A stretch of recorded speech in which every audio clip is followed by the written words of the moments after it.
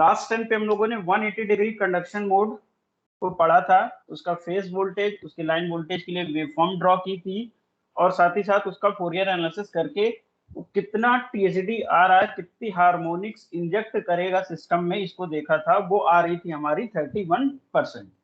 ठीक है, जी की वैल्यू आ रही थी 3/पाई। आपको ये याद रखनी है, इंपॉर्टेंट है for point of view MCQ.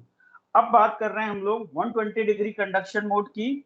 तो पहले ये समझते हैं कि 180 डिग्री कंडक्शन मोड में ऐसी प्रॉब्लम थी कि हमें 120 डिग्री कंडक्शन मोड में आना पड़ा।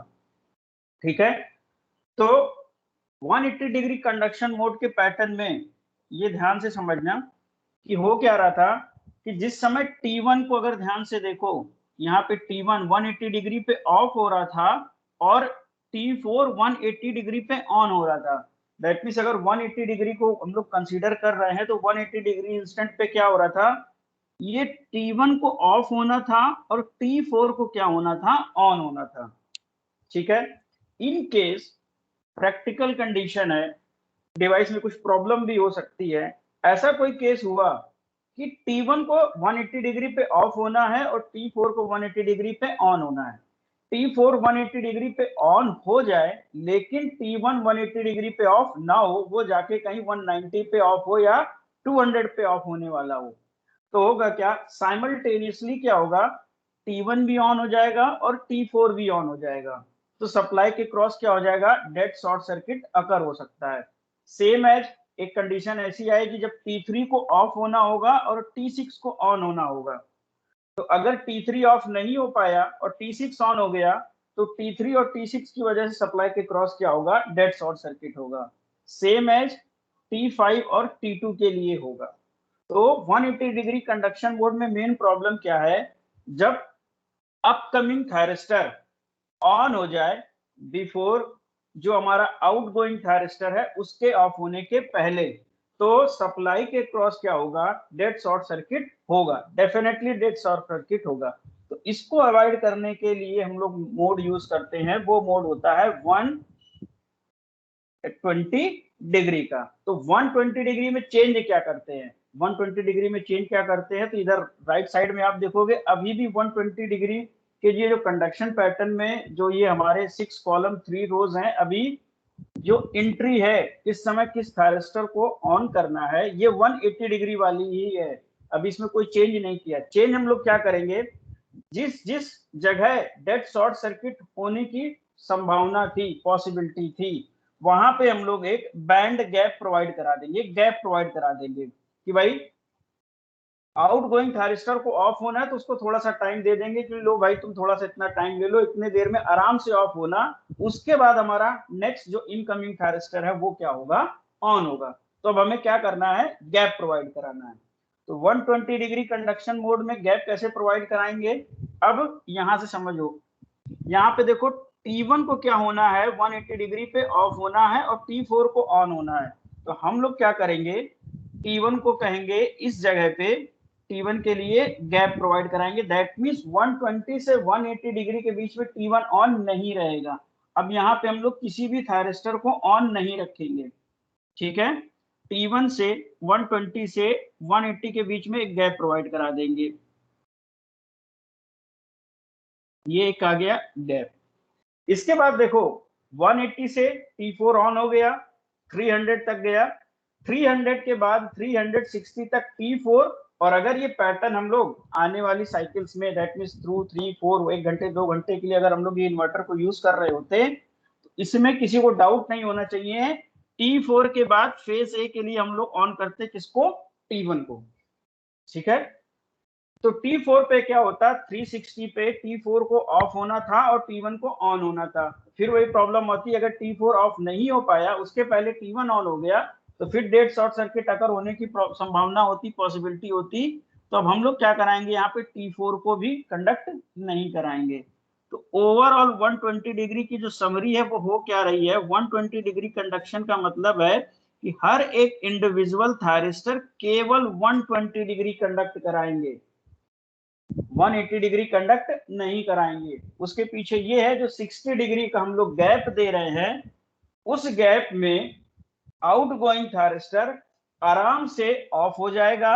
उसके बाद incoming thyristor without any problem, without any dead short circuit हमारा ऑन हो जाएगा। तो ये कहां से हमें बैंड, ये गैप प्रोवाइड कराने, जहां जहां पे भी ट्रांजिशन होने वाला है, जहां जहां पे भी ट्रांजिशन होने वाला है वहां पे आप गैप प्रोवाइड करा दो। तो देखो T3 हमारा कहां से स्टार्ट हो रहा था, किसी भी ऑर्डर में फॉलो कर सकते हो। T3 हमारा 120 से स्टार्ट हो रहा था, 60 यहाँ पे कंडक्ट करेगा, 60 यहाँ पे कंडक्ट करेगा। दैट मीन्स बैंड अब हमें यहाँ पे 240 से 300 के बीच में प्रोवाइड कराना है, तो ये बैंड हम प्रोवाइड करा देंगे। आप ऐसे भी नहीं कर सकते हो, आप बस ये देखो जहां पे ट्रांजिशन हो रहा है, पॉजिटिव ग्रुप वाला निगेटिव ग्रुप में ट्रांजिशन कर रहा है, उस केस में बस आप वहां पे गैप प्रोवाइड करा दो, इतना सोचने की जरूरत नहीं है। जैसे यहाँ पे हम लोग बात कर रहे हैं, यहाँ पे देखो, अगर रो सेकंड को देखोगे तो कहां पे ट्रांजिशन आपको दिख रहा है, बस आप रो सेकंड देखो कहां कहां ट्रांजिशन दिख रहा है, तो आप बोलोगे ट्रांजिशन हमारा सर 120 डिग्री पे दिख रहा है। ठीक है, तो ट्रांजिशन अगर आपको 120 डिग्री पे दिख रहा है तो उसके जस्ट पहले वाले को क्या करो, आप वहां पे गैप प्रोवाइड करा दो। अगर इसको लगे कि नहीं यार ये तो कुछ गड़बड़ हो गया, तो बस ऐसे देखो, T1 सॉरी T3 और T3 120 डिग्री कंडक्ट किया, इसके बाद एक गैप, T6 और T6 120 डिग्री कंडक्ट किया, इसके बाद एक गैप आना चाहिए था, एक गैप आया। ठीक है, इसके बाद देखो अगर आपसे पूछे रो थर्ड में कहां कहां पे ट्रांजिशन आ रहा है पॉजिटिव टू नेगेटिव ग्रुप, आप बताओगे एक पॉइंट तो सर ये है और एक पॉइंट हमारा ये है, दो जगह ट्रांजिशन आ रहा है। तो ट्रांजिशन के जस्ट पहले वाले थायरिस्टर को आपको क्या करना है, वहां पे ऑफ कर देना है। दैट मीन्स वहां पे उस थायरिस्टर की एंट्री करनी ही नहीं है। तो ये T2 यहां से हट जाएगा और यहाँ से T5 हट जाएगा, आप किसी भी तरीके से कर लो, कोई प्रॉब्लम नहीं है। तो यहाँ पे ये गैप प्रोवाइड कराएंगे और हम लोग यहाँ पे गैप प्रोवाइड कराएंगे। अगर आपको ये काम नहीं करना तो वो जो हमारा एक पैटर्न फिक्स होता है, जो समराइज वे में वर्ड्स के फॉर्म में लिखा हुआ है कि T1 हमारा ओमेगा टी से स्टार्ट करेगा, लेकिन 120 डिग्री कंडक्शन मोड में केवल 120 डिग्री तक करेगा। फिर T4 हमारा स्टार्ट करेगा कंडक्शन 180 डिग्री से 120 डिग्री तक कंडक्ट करेगा। ठीक है, ये बस थोड़ा सा सही करते हैं, ये यहाँ पे एंट्री रह गई है फ्रॉम 180 डिग्री, इसको करेक्ट कर लेना, यहाँ पे चेंज नहीं किया, भूल गया मैं चेंज करना। ठीक है, ये हमारा यहाँ पे इस तरीके से स्टार्ट करेगा। तो ये हमारा पैटर्न बन जाएगा 120 डिग्री कंडक्शन मोड के लिए। दैट मीन्स आपको वो इंस्टेंट, वो इंटरवल, वो ड्यूरेशन पिक करनी है जिसमें ट्रांजिशन होने वाला है। उस एंगल को पिक करो जहां ट्रांजिशन हो रहा है, उसके जस्ट पहले वाला जो थायरिस्टर ऑन था उसको ऑफ कर दो, वहां पे गैप प्रोवाइड करा दो, आपका pattern automatic 120 degree conduction mode का बन जाएगा। ठीक है, ऑटोमेटिक 120 डिग्री कंडक्शन मोड का पैटर्न बन जाएगा। अब काम वही करना है आपको, एक फेज वोल्टेज और एक लाइन वोल्टेज यहाँ पे क्या करना है, ड्रॉ करना है। एक फेज वोल्टेज और एक लाइन वोल्टेज ड्रॉ करना है। कैसे करेंगे, बिल्कुल वैसे ही करेंगे जैसे 180 डिग्री कंडक्शन मोड में किया था। अब हम देखेंगे 0 से 60 के बीच में कितने थायरिस्टर ऑन है, T1 और T6। तो अगर इस पैटर्न को ध्यान से देख रहे होगे और एक बार 180 डिग्री कंडक्शन के पैटर्न को देख लो, तो यहां से एक एमसीक्यू का एक क्वेश्चन बनता है कि in 180 degree conduction mode how many thyristor conduct at a time. ठीक है, तो आप यहां से बोलोगे कि एट ए टाइम 3 थायरिस्टर हमारे यहाँ पे क्या कर रहे हैं, कंडक्ट कर रहे हैं in case of 180 degree, while in 120 degree conduction mode only 2 thyristor conduct at a time. तो यहाँ पे आपको ये ध्यान में रखना है 180 डिग्री में 3 थायरिस्टर एक साथ कंडक्ट करेंगे, while in 120 degree conduction mode 2 thyristor conduct at a same time. ये बिल्कुल बेसिक लेवल का क्वेश्चन है, बिल्कुल लो लेवल का क्वेश्चन है, बट इंपॉर्टेंट है। ठीक है, क्योंकि जब भी कोई देखो एग्जामिनर पेपर फ्रेम कर रहा होता है, चाहे वो सब्जेक्टिव हो और चाहे ऑब्जेक्टिव हो, तो अगर हमने सपोज हमें 100 क्वेश्चन फ्रेम करने हैं तो एक्चुअली उसको क्या करते हैं, डिवीजन 3 या 4 पार्ट में हम लोग करते ही करते हैं कि हम पेपर को 4 पार्ट में डिवाइड करेंगे। 4 पार्ट में डिवाइड करने का मीनिंग यह होता है कि 20 क्वेश्चन जो होंगे हमारे, सॉरी अगर 4 पार्ट में हम लोग को डिवाइड करेंगे तो 25, 25 क्वेश्चन तो बिल्कुल बेसिक लेवल के होंगे, फिर अनदर 25 क्वेश्चन थोड़े से अच्छे होंगे, फिर अनदर 25 थोड़े और अच्छे होंगे, और लास्ट के जो 25 होते हैं वो बहुत अच्छे क्वेश्चन होते हैं, उसको हर कोई अटेम्प्ट नहीं कर सकता, और वो लास्ट के जो 25 क्वेश्चन होते हैं वही टॉपर और लूजर क्रिएट करते हैं। अदरवाइज शुरू के जो 25 क्वेश्चन है, आपने अगर 1 घंटा सब्जेक्ट को पढ़ा है तो टॉपर भी वो 25 कर लेगा और आप भी उस 25 को कर लोगे। वो डिफरेंस क्रिएट नहीं करते हैं एग्जाम में, डिफरेंस क्रिएट करते हैं लास्ट के 25 क्वेश्चन जो अपर लेवल के हम लोग बनाते हैं। तो ये बिल्कुल बेसिक लेवल का क्वेश्चन है। कितने थायरिस्टर 180 डिग्री में कंडक्ट कर रहे हैं? 3 कर रहे हैं, और 120 डिग्री कंडक्शन मोड में 2 थायरिस्टर एट ए टाइम कर रहे हैं। ये बार बार रिपीटिशन इसलिए होता है कि दिमाग में एक बार आपके साउंड चला जाए दिमाग में, जो कि क्वेश्चन देखेगा तो आपको तुरंत याद आएगा, नहीं यार वहां तो 120 डिग्री कंडक्शन मोड में 2 ही थायरिस्टर कंडक्ट कर रहे थे। अब हमें इसको क्या करना है, प्लॉट करना है इसका एक फेज वोल्टेज और एक लाइन वोल्टेज। रिक्वेस्ट ये है कि जब पीडीएफ हम शेयर करेंगे उस समय तो ये चीज यहाँ पे ये करेक्शन कर देंगे कि 180 डिग्री से स्टार्ट कर रहा है। अभी ई फेज बी और फेज सी के लिए करेक्शन रिक्वायर्ड है, इसको अभी आप मत देखना, जो पीडीएफ शेयर करेंगे उसमें ये करेक्ट करके भेज देंगे, इसमें करेक्शन रह गया है, ठीक है। तो अब हम लोग प्लॉट करेंगे इसका फेज वोल्टेज और एक लाइन वोल्टेज। 0 से 60 के बीच में ऑन क्या है, T1 और T6। तो फिर से हम लोग स्टार्ट कर रहे हैं कैलकुलेशन। तो जैसे वहां पे हम लोगों ने एक फेज वोल्टेज ड्रॉ किया था, क्या था वो फेज वोल्टेज ड्रॉ किया था, ए का with respect to neutral point, और एक लाइन वोल्टेज ड्रॉ किया था ए का विद रिस्पेक्ट टू बी। आप कोई भी एक फेज वोल्टेज ले सकते हो, कोई भी एक लाइन वोल्टेज ले सकते हो, इट्स डिपेंड अपॉन यू। यहाँ पे हम लोग फेज ए लेके चल रहे हैं और लाइन वोल्टेज बी ए भी ड्रॉ करेंगे, ठीक है। तो यहाँ पे हमारे ऑन क्या है, T1 और T6। तो बेसिक कैलकुलेशन वही है कि आप T1 को ऑन रखो, T6 को ऑन रखो, बाकी सबको क्या करो, सर्किट से रिमूव कर दो, क्योंकि सर्किट हमारा थोड़ा सा क्या दिखे, इजी दिखे। तो यहाँ पे T1 ऑन है, इसको हटा दिया, T6 ऑन है तो दैट मीन्स T3 ऑफ होगा, T3 को हटा दिया, ठीक है। और T5 और T2 दोनों में से कोई भी ऑन नहीं है तो इन पूरी ब्रांच को ही हटा दो, ये पूरी ब्रांच ही हमारी हट गई।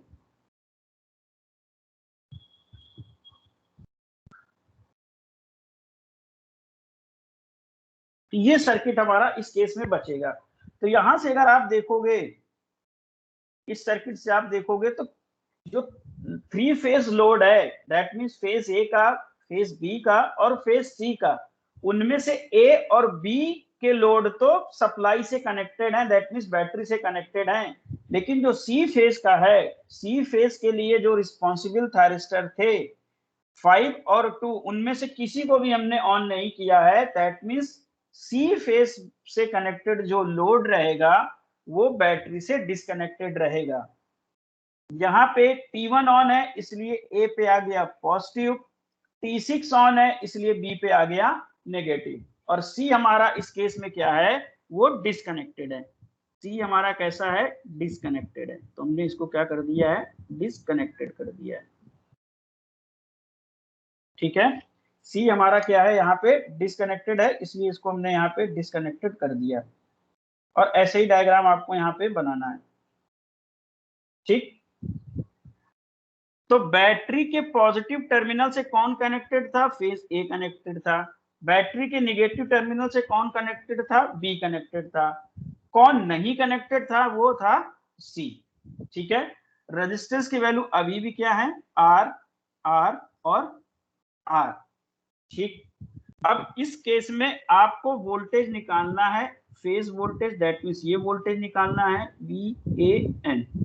तो जब आप यहाँ पे VAN की वैल्यू कैलकुलेट करोगे तो करोगे क्या, टोटल करंट, अगर इस ब्रांच की I है, I into resistance of AN, that means R। तो यहाँ से VAN हमारा क्या हो जाएगा, यहाँ पे करंट क्या हो जाएगी, ये हो जाएगी VS divided by total resistance, that means R plus R। यहाँ पे R/2 का कोई कॉन्सेप्ट नहीं आएगा क्योंकि C डिस्कनेक्टेड है, इनटू R, तो यहां से VAN जो आप कैलकुलेट करोगे वो आ जाएगा VS/2। ठीक है। इसी तरीके से अगर आपसे पूछेंगे VAB हमारा कितना आ रहा है, तो VAB विदाउट एनी कैलकुलेशन हम लोग बोल सकते हैं वो कितना आएगा VS। तो यहाँ पे फेज वोल्टेज हमारा आया VS/2 और लाइन वोल्टेज हमारा आ रहा है VS। इसको कर लेते हैं प्लॉट। ठीक है, इसको हम लोग कर लेते हैं प्लॉट। VAN आया है VS/2। ठीक है, तो यहाँ पे VS/2 बना दे रहे हैं। अब ये डाउट मत रखना कि यार नीचे क्यों नहीं बनाया, क्योंकि ये एक्चुअली आएगा VS/2 ही, फर्दर इसमें कोई केस नहीं आ रहा है, इसलिए इसको हम लोग ऐसे ही बना दे रहे हैं। और ये हमारा आया है VS। ठीक है, ये वैल्यू है हमारी VS और ये वैल्यू है हमारी VS/2। ठीक है, नेक्स्ट जो हमारी कैलकुलेशन है उसको हमें करना है ओमेगा टी 60 से 120 डिग्री के लिए। इसमें ऑन क्या है हमारे T1 और T2। तो T1 और T2 ऑन है, तो T1 T2 को ऑन रखेंगे तो दैट मीन्स T4 हमारा ऑफ रहेगा, इसको ऑफ कर दे रहे हैं। ठीक, T2 ऑन है तो दैट मीन्स T5 हमारा ऑफ रहेगा, इसको ऑफ कर दे रहे हैं। अब यहाँ पे ध्यान से समझना, यहाँ पे हमने T3 और T6 की तो कोई बात ही नहीं की, दैट मीन्स वो ऑलरेडी ऑफ हैं, उनको पूरे लेग को ही ब्रांच से हटा दे रहे हैं। सर्किट से हम लोग पूरे लेग को ही यहाँ से डिस्कनेक्ट कर दे रहे हैं।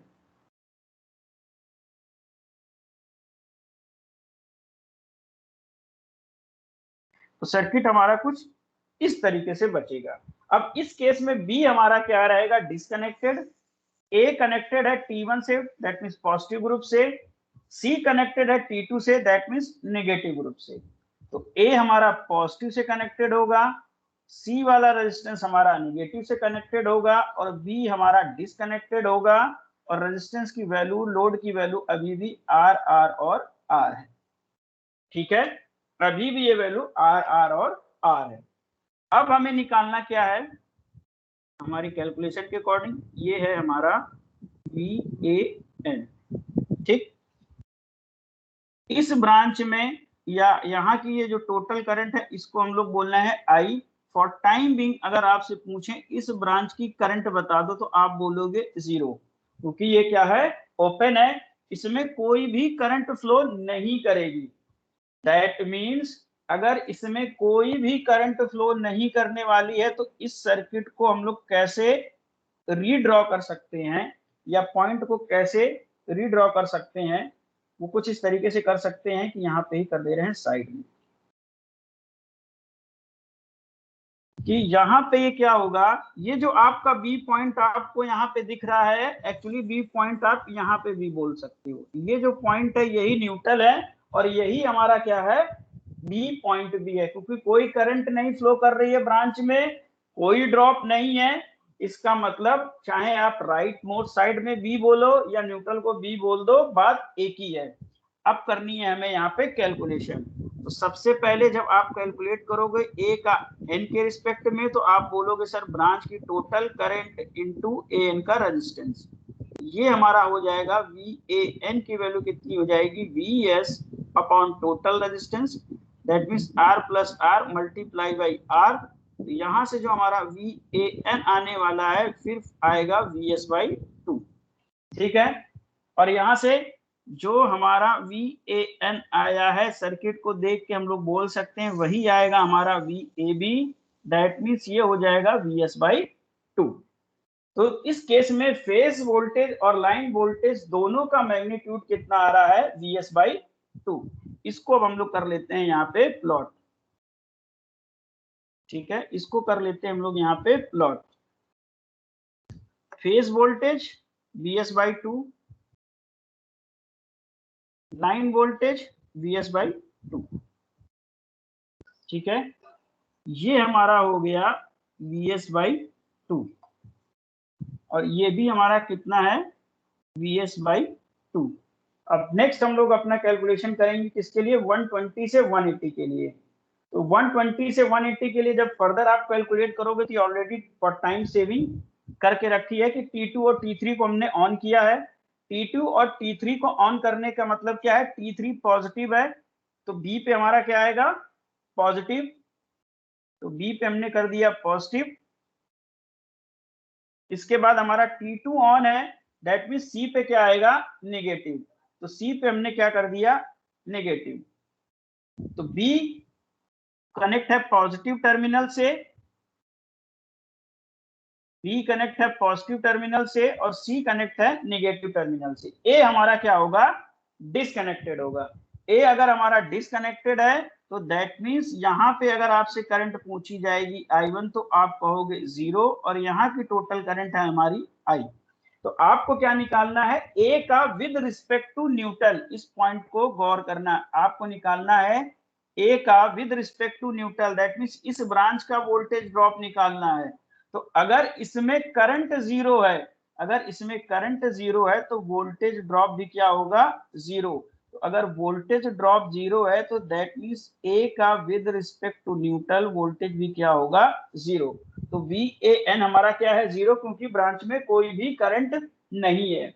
इसके बाद नेक्स्ट स्टेप जो हमारा कह रहा है, हमें निकालना क्या है, लाइन वोल्टेज ए का विद रिस्पेक्ट टू बी। तो इस पॉइंट पे गौर करना, यहाँ पे ए हमारा जो है, ए हमारा जो है उसको हम लोग यहाँ पे भी बोल सकते हैं क्योंकि ब्रांच में कोई भी करंट नहीं है। और आप यहाँ पे ये कह सकते हो, इसको सर्किट को देख के, यहाँ पे बी का पोटेंशियल ग्रेटर देन ए के पोटेंशियल से है। तो जब भी ऐसा होगा हम बता रहे हैं बी हमारा हायर पोटेंशियल पे है, ए हमारा लोअर पोटेंशियल पे है, लेकिन हम कैलकुलेट क्या कर रहे हैं, ए का विद रिस्पेक्ट टू बी, इसलिए यहाँ पे आएगा नेगेटिव साइन। बाकी की कैलकुलेशन रिमेन सेम होंगी। यहाँ पे VAN आया है 0 और VAB क्या आएगा, -VS/2। इसी तरीके से जब हम लोग कैलकुलेट करेंगे 180 से 240 के बीच में, तो T4 और T3 ऑन होंगे। T4 T3 जब ऑन होंगे तो B कनेक्टेड हो जाएगा हमारा पॉजिटिव टर्मिनल से क्योंकि T3 ऑन है, A कनेक्टेड हो जाएगा नेगेटिव टर्मिनल से क्योंकि T4 ऑन है। यहां से जब हम लोग कैलकुलेशन करेंगे, ये रेजिस्टेंस R है, ये भी R है और ये भी R है। प्रीवियस केस में भी ये सारे क्या थे, तीनों R थे, स्टार कनेक्टेड थे। तो यहां से जब आप कैलकुलेट करोगे, फिर सेम कॉन्सेप्ट है, हम निकालना है ए का विद रिस्पेक्ट टू न्यूट्रल, लेकिन यहाँ न्यूट्रल क्या है, हायर साइड पे है, इसलिए लगा दिया निगेटिव। बाकी जो रिमेनिंग कैलकुलेशन है वो रिमेन सेम रहेगी, वैल्यू आएगी VS/2 और VAB आ जाएगा -VS। क्यों, क्योंकि B हायर साइड पे है इन कंपैरिजन टू A। तो अब आगे के जो दो मोड बचेंगे, आगे के जो दो इंटरवल बच रहे हैं, उसमें भी अगर ऐसी ही कैलकुलेशन हम लोग करेंगे, सारे रिजल्ट ऑब्टेन करेंगे, तो on the basis of result जो ऑब्टेन होंगे उसके बेसिस पे अब हम लोग यहाँ पे अपनी वेव फॉर्म को कंप्लीट कर ले रहे हैं। फर्दर कैलकुलेट करने की जरूरत नहीं है, ठीक है, फर्दर कैलकुलेट करने की जरूरत नहीं है, इसी के बेसिस पे हम लोग यहाँ पे कंप्लीट करेंगे। तो नेक्स्ट VAN आया था हमारा 0, इसको कर दिया हमने 0, ठीक है। ये आया था -VS/2, इसके बाद नेक्स्ट कैलकुलेट करोगे तो ये आ जाएगा VS, फिर नेक्स्ट कैलकुलेट करोगे तो ये -VS/2, इसके बाद फिर आगे कैलकुलेट करोगे तो ये आ जाएगा हमारा VS/2। ये कुछ इस तरीके से लैडर बनाएगा।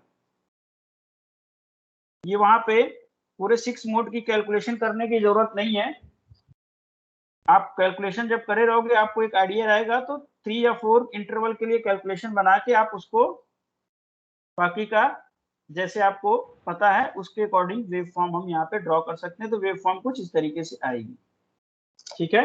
ये वेव फॉर्म कंप्लीट होगी, यहाँ पे भी ये वैल्यू कितनी हो जाएगी, VS/2, यहाँ पे ये वैल्यू हो जाएगी -VS, यहाँ पे वैल्यू हो जाएगी VS/2 -VS/2 और यहाँ पे वैल्यू कितनी है, VS/2। तो ये इस तरीके से हमारा इस केस में क्या आएगा, फेज वोल्टेज और लाइन वोल्टेज। जब आप इसको 180 डिग्री से कंपेयर करोगे तो होगा क्या, 180 डिग्री कंडक्शन मोड में ध्यान से देखो, जो हमारा लाइन वोल्टेज था, लाइन वोल्टेज था, वो अब यहाँ पे फेज वोल्टेज की फॉर्म में आ रहा है। मैग्नीट्यूड चेंज है लेकिन वेव शेप लगभग सेम है। इसी तरीके से यहाँ पे जो फेज वोल्टेज था लैडर बना रहा था, यहाँ पे 120 डिग्री कंडक्शन मोड में हमारा लाइन वोल्टेज लैडर बना रहा है। बस डिफरेंस क्या आएगा इनके मैग्नीट्यूड लेवल में। यहाँ पे जो जंप है या जो मैग्नीट्यूड असाइन हो रहे हैं वो Vs/2 या Vs है इन case of line voltage of 180 degree conduction mode. लेकिन अगर हम लोग 180 डिग्री की बात कर रहे हैं तो फेज वोल्टेज के जो लैडर में जंप आ रहा है वो Vs/3 टू Vs/3। तो जो फैक्टर मल्टीप्लाई हो रहा है लैडर में 180 डिग्री में 3 का है और 120 डिग्री में क्या है 2 का है। कैसे याद रखना है क्योंकि आप भूल सकते हो। तो 180 डिग्री कंडक्शन मोड में at a time 3 thyristor on होते थे तो मल्टीप्लाइंग फैक्टर हमारा क्या है 1/3 या 3, कुछ भी याद रखो लैडर में। और 120 डिग्री कंडक्शन मोड में at a time 2 thyristor on थे, इसलिए मल्टीप्लाइंग फैक्टर चाहे 2 के फॉर्म में याद रखना है 1/2 के फॉर्म में याद रखना है। बस मेमोराइज करना है कि अगर वहां पे आपको एक लैडर नेटवर्क लैडर ये वेव फॉर्म दे दी जाए और आपसे पूछा जाए मैग्नीट्यूड असाइन करके कि ये बताओ ये 180 डिग्री कंडक्शन मोड का वोल्टेज है या 120 डिग्री कंडक्शन का मोड का वोल्टेज है, तो आप बस यही जस्ट करोगे कि यार ये देखो मैग्नीट्यूड चेंज कैसे हो रहा है, Vs/2 2 का फैक्टर चल रहा है, 2 का फैक्टर चल रहा है, that means 120 degree conduction mode है। इसी तरीके से यहाँ पे देखेंगे जब हम लोग यहाँ पे यार 3 का फैक्टर है, that means 180 degree conduction mode है। ये एमसीक्यू में कभी कभी पूछ लिया जाता है तो इंपॉर्टेंट है, इस पॉइंट पे थोड़ा सा ध्यान दे लो। ठीक, अब आगे फर्दर वही चीज है कि अब हमें इसको क्या करनी है, इसकी कैलकुलेशन करनी है। तो इसकी कैलकुलेशन करने के लिए पहले इसका स्क्रीनशॉट ले लेते हैं। ठीक है, इसके स्क्रीनशॉट की जरूरत हमें पड़ेगी वहां पे। एक मिनट, गड़बड़ हो गया, काफी सेलेक्ट हुआ, फिर से सेलेक्ट करते हैं। ठीक, अब हो जाएगा इतने में।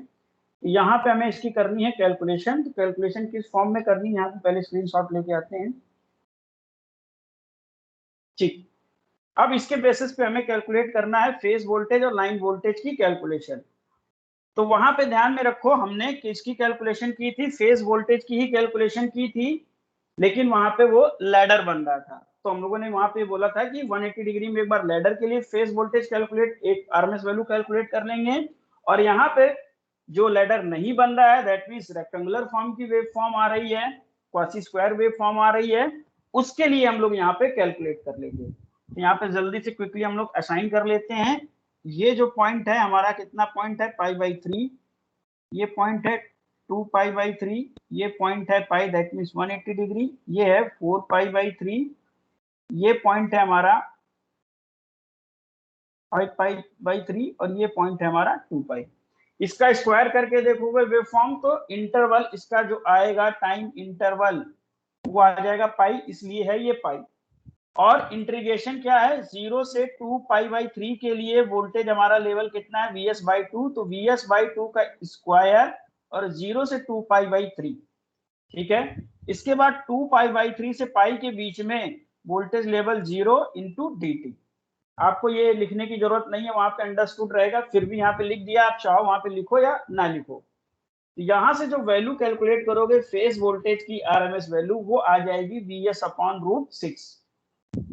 इसके बाद अगर आपसे लाइन वोल्टेज बोलता है तो हमें स्टार कनेक्शन में रिलेशन पता है, आपको क्या करना है √3 का फेज वोल्टेज में मल्टीप्लाई कर देना है, आपका लाइन वोल्टेज आ जाएगा। वो कितना हो जाएगा Vs/√2। वहां पे अलग से लाइन वोल्टेज के लिए इसका इंटीग्रेशन करने की जरूरत नहीं है। ठीक है, आपको थोड़ा सा स्मार्टली वर्क करना है। वहां पे फेज वोल्टेज का निकाल लिया तो लाइन वोल्टेज के लिए दोबारा इंटीग्रेशन नहीं करनी है, अनटिल अनलेस आपके पास इतना सफिशिएंट टाइम ना हो कि दूसरा क्वेश्चन करना नहीं है और टाइम इतना ज्यादा है कि बोर हो जाएंगे, तो फिर करते रहो, कोई प्रॉब्लम नहीं है। इसके बाद फिर हमें एक फोरियर एनालिसिस करना होगा। क्यों? क्योंकि बताना होगा कभी कभी क्वेश्चन में कि फंडामेंटल की आरएमएस वैल्यू बता दो, थर्ड हार्मोनिक्स कंपोनेंट की हार्मोनिक्स वैल्यू बता दो, फिफ्थ की बता दो, सेवंथ की बता दो। तो इसके लिए आपको वेव फॉर्म का हार्मोनिक्स एनालिसिस पता होना चाहिए। तो जो वेव फॉर्म रेक्टेंगुलर या स्क्वायर वेव फॉर्म के फॉर्म में चल रही है उसका फोरियर एनालिसिस करना इजी है। तो यहाँ पे हम लोगों ने क्या किया है, फेस वोल्टेज का 180 डिग्री में अगर ध्यान हो तो लाइन वोल्टेज का किया था। तो यहाँ पे ये जो फोरियर एनालिसिस है, ठीक है, वो कितना है 2vs upon n pi sine n pi by 3 sine n omega t pi by 6। n की वैल्यू 135 इवन आएगी नहीं, सारी ऑड हार्मोनिक्स ही इंक्लूडेड होंगी, इसलिए यहाँ पे ये कनेक्शन हम लोगों ने कर रखा है। ठीक है, और स्टार कनेक्शन में अगर आपको याद होगा तो जो थर्ड हार्मोनिक्स होती हैं या ट्रिपलेट हार्मोनिक्स होती हैं वो ऑटोमेटिक क्या हो जाती हैं, रिमूव हो जाती है। तो अगर यहाँ पे 3 की वैल्यू पुट करके देखोगे n की जगह, तो 3 से 3 कैंसिल हो जाएगा, साइन पाई, तो दैट मीन साइन पाई का मीनिंग क्या हो जाएगा, साइन पाई की वैल्यू 0 हो जाएगी, तो ऑटोमेटिक थर्ड हार्मोनिक्स यहाँ से आपकी रिड्यूस हो जाएगी, हट जाएगी, स्टार कनेक्शन कर दोगे तो। इसके बाद आपको निकालना क्या होगा, फंडामेंटल कंपोनेंट की वैल्यू निकाल लोगे, टोटल आउटपुट की वैल्यू निकाल लोगे, उसके बेसिस पे आप जी निकालोगे, जी की वैल्यू कितनी आ जाएगी 3/पाई। 3/पाई ये आपको याद रखनी है। Same value 180 degree conduction mode में भी आई थी, और टीएचडी यहाँ पे जो आप निकालोगे with the help of formula वो आएगी 31%। दैट मीन्स हार्मोनिक्स के पॉइंट ऑफ व्यू से, हार्मोनिक्स के पॉइंट ऑफ व्यू से 180 डिग्री और 120 डिग्री कंडक्शन मोड में कोई फर्क नहीं है, दोनों ही टीएचडी 31% जनरेट कर रही हैं। लेकिन जो डेड शॉर्ट सर्किट अकर कर रहा था सेम लेग के थायरिस्टर के थ्रू ट्रांजिशन टाइम पीरियड में, वो पॉसिबिलिटी यहाँ पे हम लोग क्या कर दे रहे हैं, रिमूव कर दे रहे हैं। तो 180 डिग्री और 120 डिग्री कंडक्शन मोड में आपको यही याद रखने हैं कितने thyristor at a time work कर रहे हैं। तो आपको 180 डिग्री में 3, 120 डिग्री में 2। जो वोल्टेज लेवल का जंप होगा लैडर में, जो हमारी वेव फॉर्म बन रही है लैडर टाइप की, 120 डिग्री में 2 का है, 180 डिग्री में 3 का है। टीएचडी सबकी सेम है 31%, जी सबका सेम है दोनों का 3/पाई, सॉरी 3/पाई, हाँ 3/पाई, ठीक है, वो सेम है हमारा। और फेज वोल्टेज और लाइन वोल्टेज की आपको वैल्यू पता होनी चाहिए न्यूमेरिकल सॉल्व करने के लिए। कन्वेंशनल पेपर में आपको ये जो एटलीस्ट वहां पे 2 इंटरवल के लिए आपको ये वैल्यूज कैलकुलेट करके दिखानी पड़ेगी, और उसके बाद देन आफ्टर आप यहाँ पे वेव फॉर्म इसको प्लॉट कर दोगे। तो इस तरीके से हमारा यहाँ पे 120 डिग्री कंडक्शन मोड भी खत्म हो रहा, 180 डिग्री कंडक्शन मोड भी हमारा खत्म हो गया। दैट मीन्स 3 फेज इन्वर्टर का पार्ट अब हमारा यहाँ पे हो गया है ओवर। ठीक है, इसमें अगर किसी को कोई कंफ्यूजन हो तो प्लीज पूछ लो, अदरवाइज क्लास अभी नहीं ये खत्म हो रही है, नेक्स्ट टॉपिक हम लोग पिक करते हैं।